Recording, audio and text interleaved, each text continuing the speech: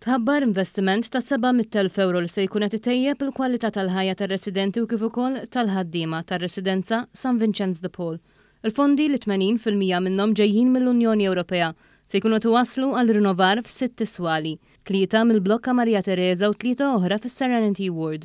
Konferenza tal-aħbarijiet il-Ministru għall-Anzjanità Attiva Joe Tienabela spjega kif il-proġett jikkonsisti fost oħrajn f'tibdil ta' aperturi biex titjib il-kwalità tal-ħajja ta' madwar 190 resident u 120 ħaddiema li jaħdmu fil-wards. 700,000 euro li 80% minnhom huma minn fondi Ewropej li aħna użajnihom sabiex nirrinnovaw l-aperturi ġewwa sitwali f'St. Vincent de Paul. L-aperturi issa ħajkunu iktar moderni, iktar energy efficient u dak ifisser li huma favur l-ambjent.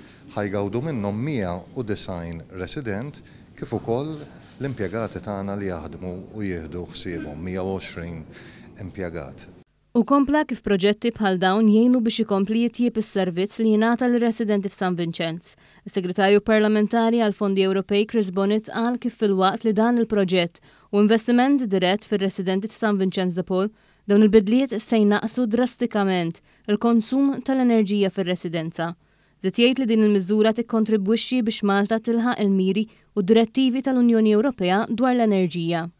Il-fondi Ewropew huma kruċjali għax apparti il-fondi nazzjonali għandna dan il-pakkett ta' fondi l-ikbar pakkett li qatt ġie negozjat fl-istorja ta' pajjiżna mill-Prim Ministru Robert Abela illi qed jikkumplementa dik li hija l-viżjoni tal-Gvern għal pajjiżna. X'inhi l-qalba Malti iktar ambjentali, għal Malti iktar diġitali u dan huwa proġett illi propju jidħol fl-iskop ta' kif ħanifrankaw l-enerġija, ta' kif ħanużaw enerġija iktar nadifa. Ma proġett li anke fil-programm ġdid li issa se jibda jitħaddem mod b'saħħtu se jkunu qegħdin il-punti prinċipali permezz tagħhom kemm il-Gvern kif ukoll il-privat se jkollu aċċess għal dawn il-fondi Ewropej.